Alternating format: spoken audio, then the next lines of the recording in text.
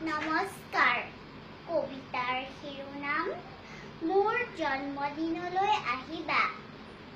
কবি শৈলেন দাস মোৰ জন্মদিনলৈ আহিবা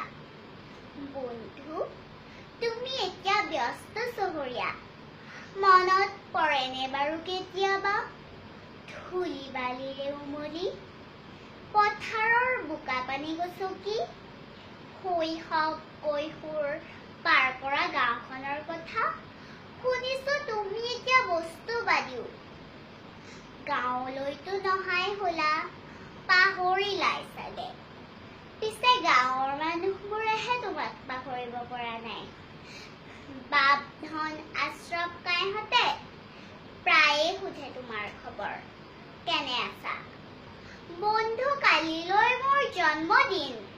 এবাৰ আহিবা সাৰ্থক জীৱনৰ কামনাৰে নামঘৰত এগছি বন্তি জ্বলাম শৈশৱ কৈশোৰৰ বন্ধুখিনি কাষত পালে বৰ সুখী হ'ম অৱশ্যে মোৰ জন্মদিন অনুষ্টুপীয়া হ'ব নাথাকিব হিন্দী গীতৰ ৰাগী পপ সংগীতৰ উত্তাল ধ্বনি অস্থিৰ ৰেহাৰ অশ্লীল নৃত্য আপ্যায়নো হ'ব তেনেই ঘৰুৱা নাথাকিব পোলাও বিৰিয়ানী চিকেন তন্দুৰী চুইট হাউচৰ নানা ৰঙী মিঠাই জুতি জানাই বন্ধু বেঙেনা পোৰা পঁইতা ভাতেৰে ভোগ পলোৱা গাঁৱলীয়া হালোৱা জালুৱা বনোৱা মানুহৰ থলুৱা ব্যঞ্জনহে পেটৰ চিনাকি আপ্যায়নত থাকিব মাথো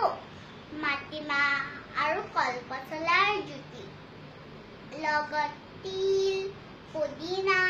ভেদাইলতা থেকেৰাকে ধৰি কিছু ঘৰুৱা ব্যঞ্জন অলপ লাডু পিঠা পনা আৰু অলপ দৈৰ ব্যৱস্থা বন্ধু কেক মই নাকাটো জন্মদিনৰ সৈতে কেকৰ কি সম্পৰ্ক অসমীয়া সংস্কৃতিৰ সৈতে কালৰ সম্বন্ধ সেই বিষয়ে মই একেবাৰে অনভিজ্ঞ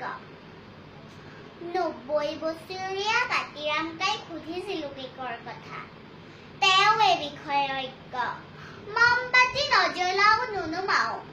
দেখাক দেখি হহাকন্দাৰ খেল কিয়নো খেলো বন্ধু